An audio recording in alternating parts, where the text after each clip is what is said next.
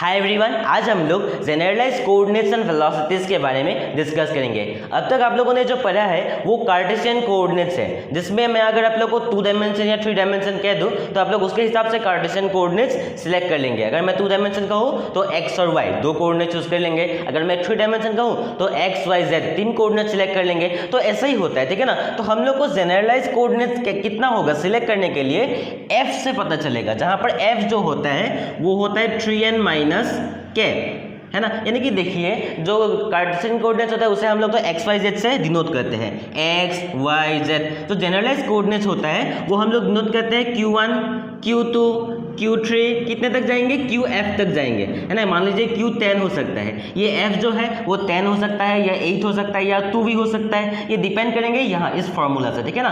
तो ये है आपका कार्टेशियन कोऑर्डिनेट्स, ये है क्या कार्टेशियन कोऑर्डिनेट से पता चलेगा। और ये होता है जनरलाइज्ड कोऑर्डिनेट्स को डिनोट करने का तरीका, जनरलाइज्ड कोऑर्डिनेट्स को, जहां पर जो F होता है वो डिटरमाइन करेंगे कि कितना कोऑर्डिनेट हमें चाहिए होगा, है ना।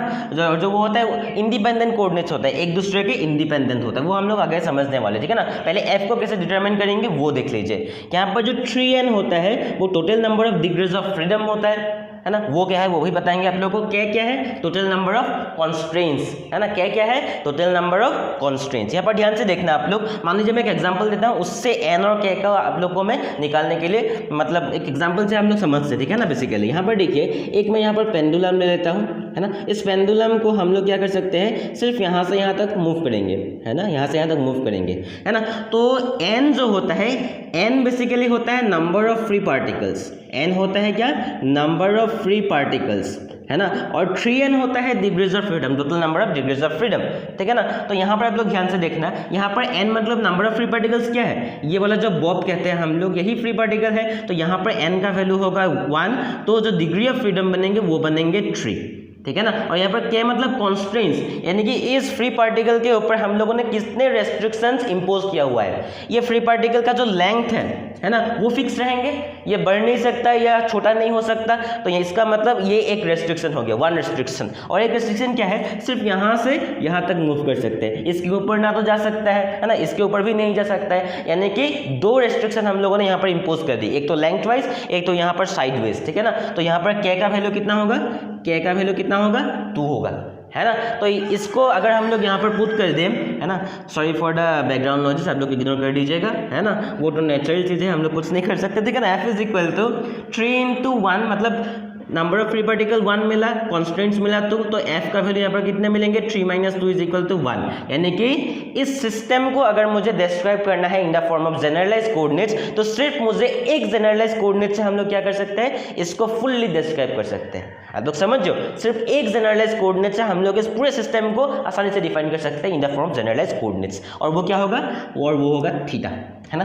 तो ये जनरलाइज्ड कोऑर्डिनेट जो होता है कॉन्सेप्ट, है ना, ये क्या कर देता है, बहुत सारे इक्वेशंस को सिंप्लीफाई करके सिर्फ 1 या 2 इक्वेशन में क्या कर देते हैं, खत्म कर देते हैं टॉपिक को। इसका एप्लीकेशन हम लोग आगे पढ़ेंगे, ठीक है ना। आज चैप्टर स्टार्ट ही कर रहे हैं यहाँ पर, तो आई होप लोग यहाँ तक समझ गए। जब मैं रैप कर देता हूँ, आप लोग यहाँ पर डेफिनेशन देख लीजिएगा। डेफिनेशन यहाँ पर क्या है, साथ में पढ़ते हैं एक बार। The F number of independent coordinates, है ना, जो कोऑर्डिनेट्स होंगे वो क्या होंगे, इंडिपेंडेंट होगा, required to describe the motion and configuration of a system. मैंने आप लोग एग्जांपल से बताया, उसका मोशन डिस्क्राइब करने के लिए या उसका कॉन्फिगरेशन डिस्क्राइब करने के लिए हम लोग को जितना F नंबर ऑफ, मान लीजिए F जो होता है वो 3, 4 कुछ भी हो सकता है, इंडिपेंडेंट कोऑर्डिनेट चाहिए होगा, उसे हम लोग जनरलाइज्ड कोऑर्डिनेट्स होते हैं। कैसे डिनोट करते हैं, denoted by Q1 Q2 Q3 QF से डिनोट करते हैं। और जनरली इतना सब कुछ लिखने से अच्छा है आप लोग QI भी लिख सकते हो, सिर्फ QI से भी लिख सकते हो, है ना। तो ये होता है क्या, जनरलाइज्ड कोऑर्डिनेट्स। अब आप लोग बताएंगे कि जो जनरलाइज्ड कोऑर्डिनेट्स है, यानी कि जनरलाइज्ड कोऑर्डिनेट्स का रिलेशन अगर हम लोग कार्टेशियन कोऑर्डिनेट्स से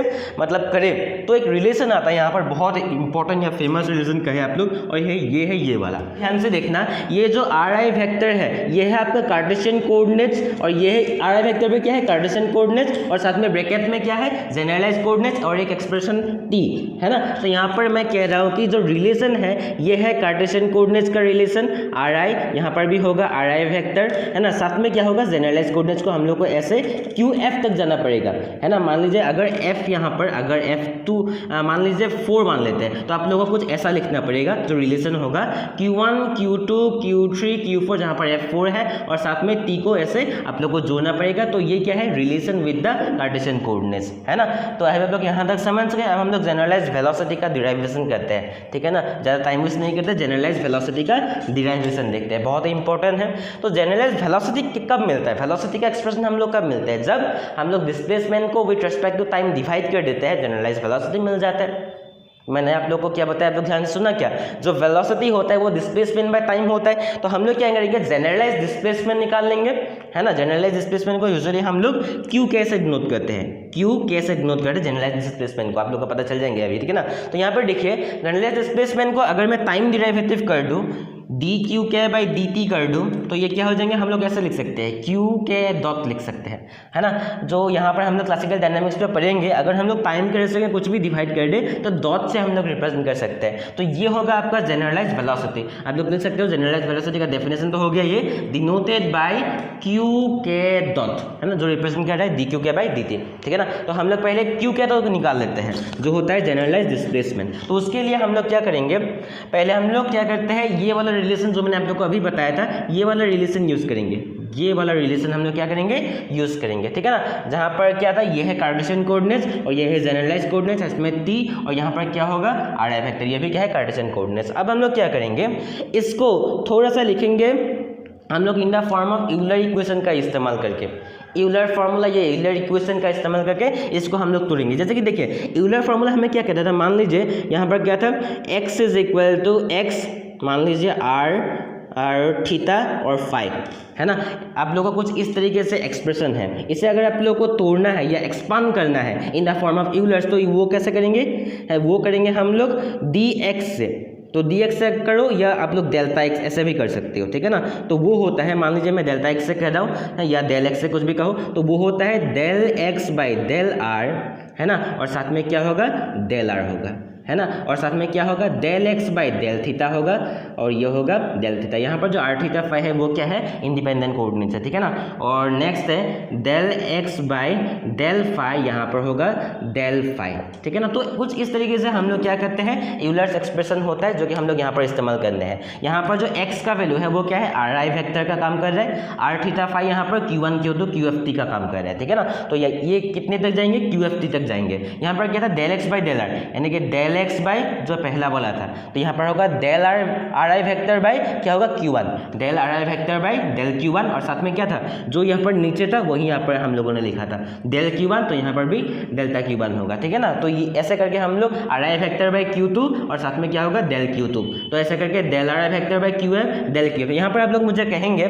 कि देखिए ये जो टाइम है वो भी तो हम लोग को साथ में लिखना था, है ना। ऐसा एक्सप्रेशन जो था वो तो टी भी है साथ में, तो टी का एक्सप्रेशन हम लोगों ने क्यों नहीं लिखा, तो यहाँ पर आप लोग एक स्टार करके लिख लेंगे इस वाले टॉपिक में। यहाँ पर हम लोग जनरलाइज डिस्प्लेसमेंट जब पढ़ते हैं, जनरलाइज डिस्प्लेसमेंट, तब टाइम को हम लोग कांस्टेंट मानते हैं। अगर टाइम को कांस्टेंट मानेंगे तो उसका एक्सप्रेशन 0 के बराबर आएंगे, है ना। तो अगर कांस्टेंट है, डिराइवेटिव कुछ नहीं आएंगे, तो उसका वैल्यू 0 होगा, है ना। उसका वैल्यू यहाँ पर 0 है। कब, जब हम लोग क्या करेंगे, डिस्प्लेसमेंट का टॉपिक पढ़ेंगे। डिस्प्लेसमेंट जब पढ़ रहे होते हैं हम लोग क्या करते हैं, जो टाइम है उसे कांस्टेंट मान के चलते हैं, तो ये जो टी के लिए एक्सप्रेशन आएंगे वो 0 होगा, है ना। आप लोग यहाँ तक समझ गए होंगे, बहुत ही आसान था, है ना। QFT तक हम लोग जाएंगे, टी तक नहीं जाएंगे, सिर्फ QF तक जाएंगे, ठीक है। तो यहाँ पर आप लोग ध्यान से देखो, इस वाले को मैं एज एन समेशन फॉर्म कैसे लिख सकता हूँ, बार बार इतने वाले तो लिखेंगे नहीं, है ना। इसे समेशन के फॉर्म में कुछ इस तरीके से लिख सकते हैं। देखिए डेल आर सब में कॉमन है, तो डेल आर मैंने यहाँ पर लिख दी। यहाँ पर देखिए नीचे जो है यहाँ पर भी है, मतलब यहाँ पर मैं के लिख रहा हूँ, है ना। ये के जो है कहाँ से कहाँ तक चल रहा है, 1 2 3 F तक चल रहा है। तो जो क्या है, के इक्वल टू 1 से लेकर के इक्वल टू F तक चलेंगे, ठीक है ना। और यहाँ पर क्या होगा, जो Q क्या होगा, है ना, वो क्या रिप्रेजेंट कर रहा है, 1 से लेकर F तक, और नीचे जो है यहाँ पर भी वही है। तो मैंने ये जो समेशन है उसे सम करके ऐसे छोटा करके लिख दिया है मैंने, बहुत ईजी है। ये क्या है, के इक्वल टू 1 से लेकर F तक। अब हम लोग जनरलाइज वेलोसिटी के बारे में डिस्कस करेंगे, यानी कि क्या करेंगे, इसे देखिए आप लोग डेल आर आई लिखो या आप लोग ऐसा लिखो डी आर आई वेक्टर लिखो, दोनों बिल्कुल सेम ही होता है, ठीक है ना। तो यहाँ पर अगर मैं डेल को डी से रिप्लेस कर रहा हूँ तो यहाँ पर भी क्या होगा, डी Q1 होगा। अब लोग वेलोसिटी को डिटरमाइन करने के लिए जब हम लोग जनरलाइज वेलोसिटी पढ़ेंगे, अब यहाँ तक हम लोगों ने जनरलाइज डिस्प्लेसमेंट पढ़ा है, और ये जो डेल क्यू के आप लोगों को दिखाई पड़ रही है ये क्या है, ये है आपका जनरलाइज डिस्प्लेसमेंट, और ये जो डेल क्यू के आप लोगों को दिखाई पड़ रही है ये क्या है, जनरलाइज डिस्प्लेसमेंट है, ठीक है ना। तो यहाँ पर देखिए अगर मैं जब हम लोग यहाँ तक जनरल डिस्प्लेसमेंट हो गया, जनरल डिस्प्लेसमेंट जब टॉपिक खत्म हो जाएंगे तब टाइम को हम लोग इग्नोर नहीं कर सकते, तब हम लोग टाइम को इग्नोर नहीं करेंगे, क्योंकि वेलोसिटी में टाइम का कॉन्सेप्ट हम लोग को चाहिए होगा, तो टाइम का कॉन्सेप्ट हम लोग इग्नोर नहीं करेंगे, यानी कि इस एक्सप्रेशन को थोड़ा सा हम लोग मॉडिफाई करते हैं, ठीक है ना। अब देखिए del r i factor curly इसे बोलते हैं Q2 और साथ में क्या होगा dQ2। तो ऐसा करके हम लोग कहाँ तक जाएंगे, हम लोग जाएंगे F तक तो जाएंगे ही, डेल QF और साथ में dQF तो होगा ही, और साथ में क्या होगा, साथ में हम लोग को टाइम का एक्सप्रेशन जोड़ना पड़ेगा, आप लोग देख रहे हो है ना।